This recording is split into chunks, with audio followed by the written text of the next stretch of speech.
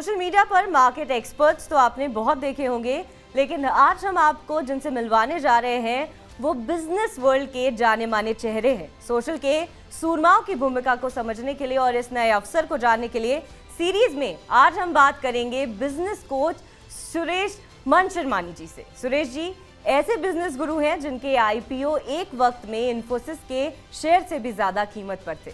आपका TV9 भारतवर्ष में बहुत बहुत स्वागत है। Thank you for inviting. Suresh ji, आपकी हाल ही में एक वीडियो मिलियंस क्रॉस किया है और ऐसी तमाम वीडियो है, लेकिन जो एक मुझे याद आ रही है वो ये है कि आपने कहा था कि पान की दुकान खोल लीजिए, नौकरी मत करिए। तो इसके पीछे की कहानी क्या है?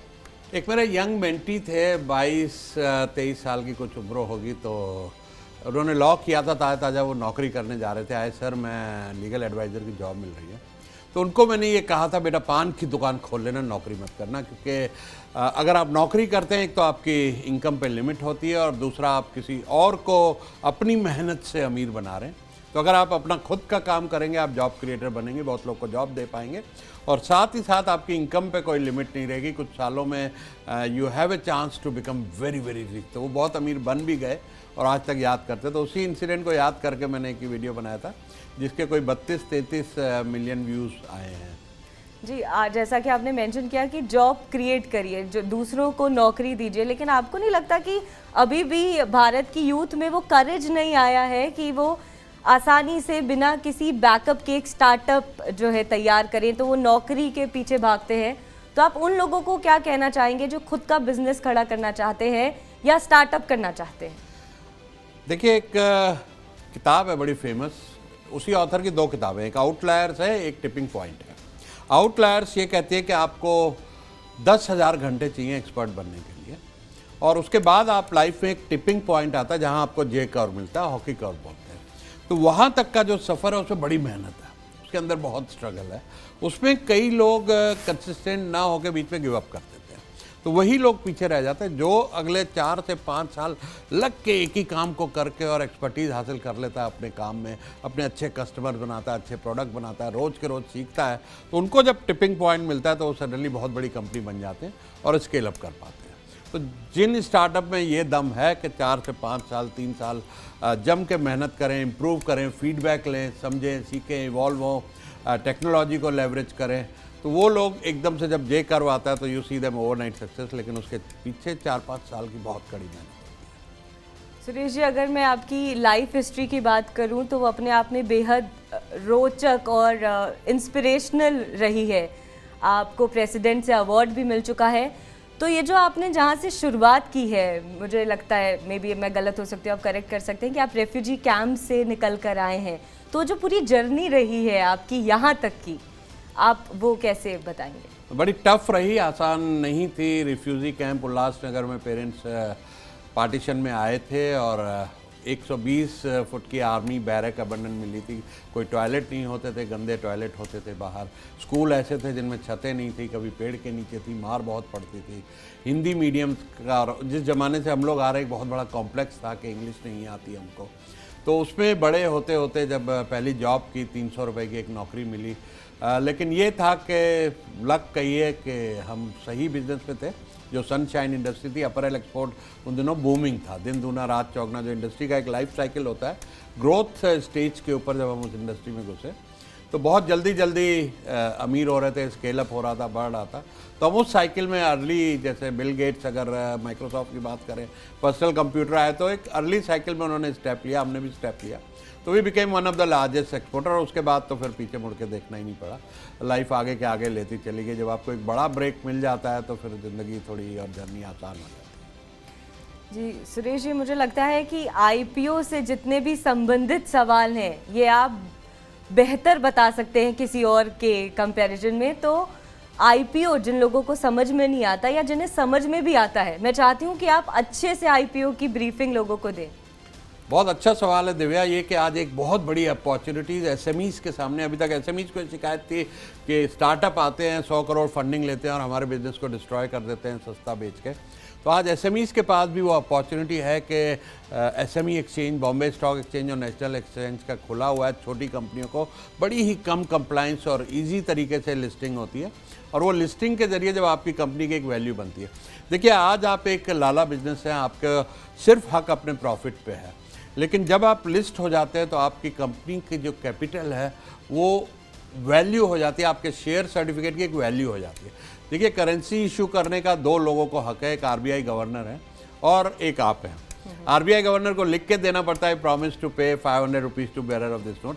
आपको अपने शेयर पे लिख के नहीं देना होता, लेकिन आपका शेयर भी बाजार में कैश हो सकता है, ओवरनाइट कोई भी कैश हो सकता है, और कोई भी आपको ये सवाल नहीं कर रहा है कि शेयर की वैल्यू क्या है। आप कंपनी अच्छी चलेगी तो शेयर होल्डर कमाएगा, और लोन के बदले जैसे लोन में 10%, 12% आपको इंटरेस्ट देना पड़ता है। 20-25 करोड़ लें तो 2-3 करोड़ रुपए आपके ब्याज में जाएंगे, वो बर्डन यहाँ कुछ भी नहीं है। आपको इंटरेस्ट फ्री पैसा मिल रहा है, आप ग्रो करिए। और कई कंपनियां रिसेंटली जो आज 100 करोड़ के वैल्यूएशन पे आई, साल में 1000 करोड़, 2000 करोड़, एक कंपनी तो 7000 करोड़ तक पहुंच गई। तो बहुत बड़ी अपॉर्चुनिटीज़ है, एसएमईज़ को समझना चाहिए और इसको जाने नहीं देना चाहिए, क्योंकि आप इसको लेके बहुत बड़ी ग्रोथ इस टाइम हासिल कर सकते हैं। तो सुरेश जी, सोशल मीडिया के ज़रिए लोग बहुत सारे काम कर रहे हैं, तो क्या आप इसे एक बड़े बिजनेस बेस के रूप में देखते हैं कि लोग डिजिटली अपने बिजनेस को सोशल मीडिया के ज़रिए कैसे बेहतर आधार और रफ्तार दे सकते हैं? एक बहुत बड़े इन्फ्लुएंसर हैं सोशल मीडिया के, उनका नाम है गैरी वेनरचक। उनका कहना है कि अगर आप बिजनेस में हैं और आप डिजिटली प्रेजेंस नहीं है तो आप हैं ही नहीं, यू डोंट एग्जिस्ट। और मैं मानता हूँ इस बात को कि आज पर्सनल ब्रांडिंग का अगर हम एग्जांपल लें पतंजलि, तो आज कितना बड़ा ब्रांड है, एक इंडिविजुअल के चलते कंपनी कितनी बड़ी हो गई। उन्होंने अपने पर्सनल ब्रांड पे योगा गुरु कितने ही आए। ऐसे ही इलॉन मस्क हैं, उन्होंने पर्सनल ब्रांड के ज़रिए एक अपनी कंपनी को नई ऊंचाइयों तक पहुंचाया। तो डिजिटल को यूज़ करके आप अपने पर्सनल ब्रांड पे काम कर सकते हैं।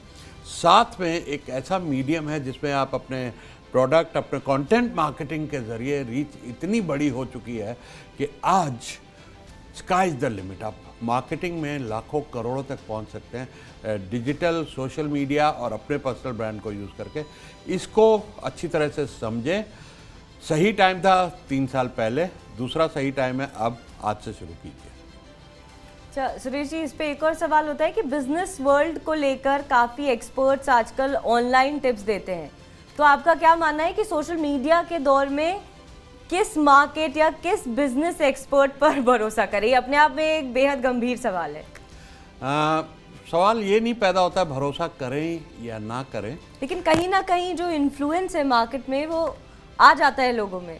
तो बस यही देखना है व्यूअर्स को कि किसके पास तजुर्बा है। देखिए, लोग आके अगर लाइफ के बारे में बात करते हैं और उनकी उम्र 25-26 साल है, तो आप समझ सकते हैं कि अभी तो उन्होंने ज़िंदगी दी नहीं है। तो जो बिज़नेस के बारे में बात करते हैं, खुद बिज़नेस किए हैं, सक्सेस और फेलियर हासिल किए हैं, तो जो भी सब्जेक्ट में आप अगर किसी को सुनते हैं, उसकी टिप्स को मानते हैं, फॉलो करते हैं, गाइडेंस लेते हैं, तो ये ज़रूर देख लीजिए उनको खुद का कितना तजुर्बा है, उन्होंने लाइफ में कितना कुछ किया है। तो जब आप थोड़ी सी रिसर्च करेंगे तो आपको समझ में आ जाएगा किसको फॉलो करना है, किससे सीखना है। जी बिल्कुल। एक और मेरा सवाल है कि अगर किसी के पास कोई बेहतर आइडिया है तो क्या वो सोशल मीडिया के ज़रिए ही उसे आगे बढ़ा सकता है? क्योंकि बहुत से लोग हैं जो स्टार्टअप्स के लिए लोन नहीं लेना चाहते, लेकिन उनके आइडियाज़ जो है वो अच्छे होते हैं, तो ऐसे लोगों के लिए क्या आपकी सलाह होगी? सबसे बड़ा एग्जाम्पल इसमें है इलॉन मस्क का। जी, उस इंडस्ट्री को डिस्टर्ब किया which was dominated by general motor, Ford motor, Toyota. वहाँ पे वो ईवी को लेके आए, इलेक्ट्रिक व्हीकल्स को लेके आए, और उस आइडिया को उन्होंने बगैर एक कार प्रोड्यूस किए बिलियंस ऑफ डॉलर्स की एडवांस पेमेंट्स मिली, कैपिटल मिला, शेयर बाजार ने सपोर्ट किया उनके इस बड़े विज़न को। तो आपके पास जो भी आइडिया है उसको सोशल मीडिया के ज़रिए आप जब लोगों तक पहुंचाएंगे और लोगों की एक सपोर्ट लेने में आप कामयाब हो गए, तो ना आपको कैपिटल की कमी रहेगी, ना मार्केटिंग की, ना सेल्स की। उसको ज़रूर समझिएगा, ठीक से यूज़ कीजिएगा और इन लोगों से सीखिएगा जिन्होंने ऑलरेडी कुछ बड़ा हासिल कर लिया। ऐसा करके हम खुद कर रहे हैं, सीख रहे हैं, और ये जर्नी हमारी भी बहुत आगे तक बढ़ चुकी है। आपने सुरेश जी 2 बार इलॉन मस्क का जिक्र किया, तो अक्सर उनकी चर्चाओं में वो आते रहते हैं, चाहे अपनी टेस्ला को लेकर आए, ट्विटर को एक्स करने में लेकर आए। तो उनकी जितनी भी बदलती हुई गाइडलाइंस है, कुछ लोग उनका फेवर करते हैं, कुछ लोग जो है उन्हें बड़ा अच्छा उनकी गाइडलाइंस को बोलते हैं कि ठीक है एक बिजनेसमैन है और ये तरीका होना चाहिए काम करने का, और कुछ कहते हैं कि ये बहुत डाइसी सा मामला है, कभी भी कोई भी गाइडलाइन ले आते हैं, कभी भी कोई भी प्रोटोकॉल ले आते हैं।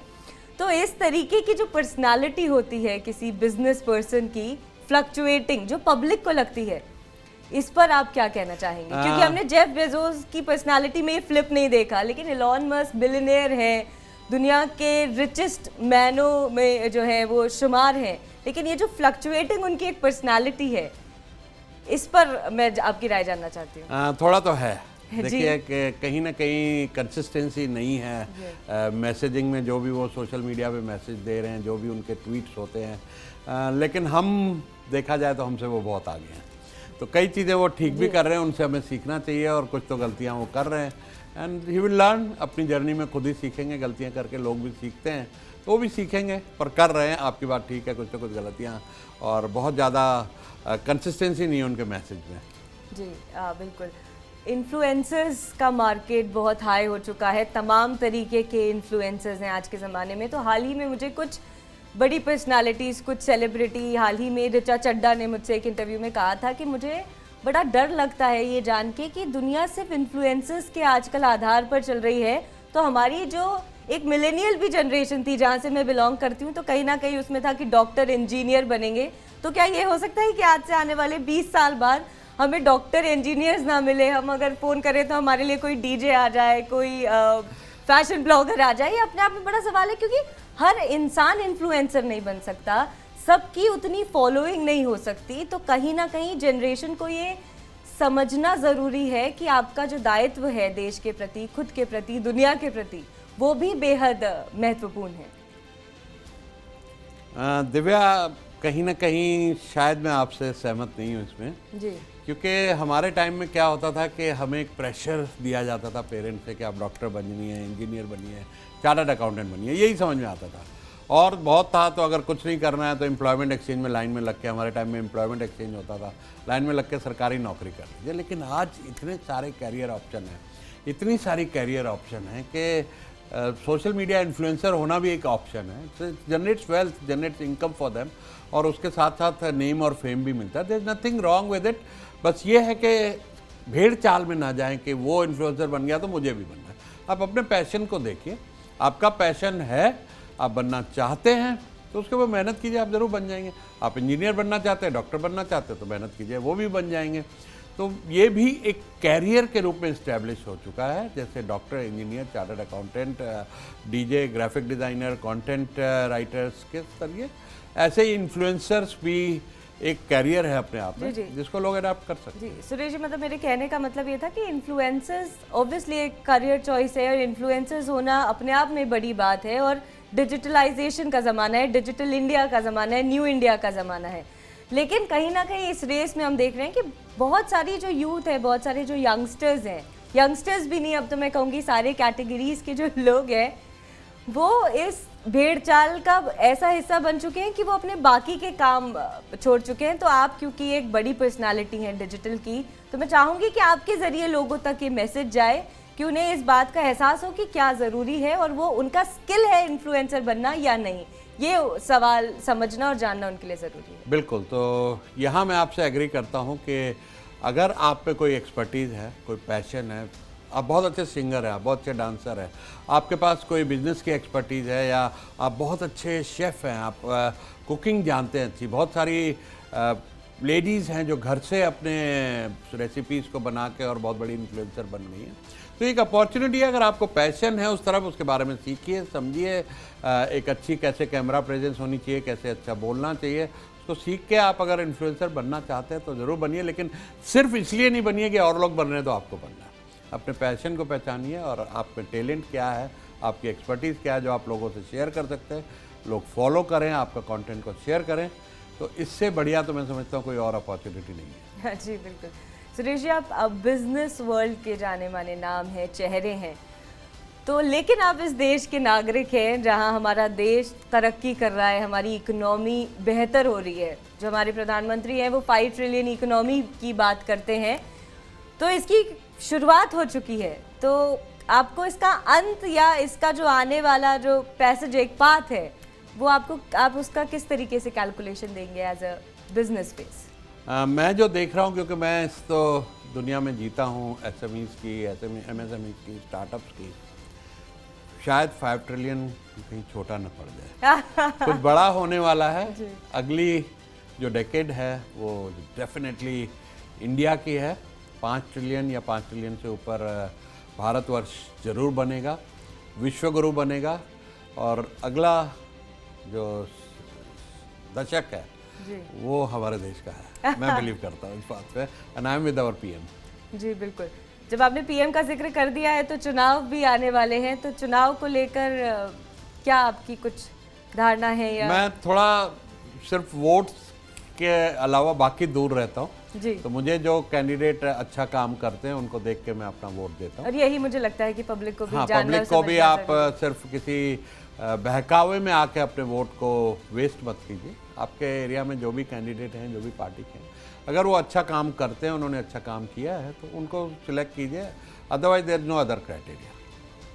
सुरेश जी, आपने बहुत ब्रीफली ऑडियंस को समझाया है, बताया है बिजनेस वर्ल्ड के बारे में।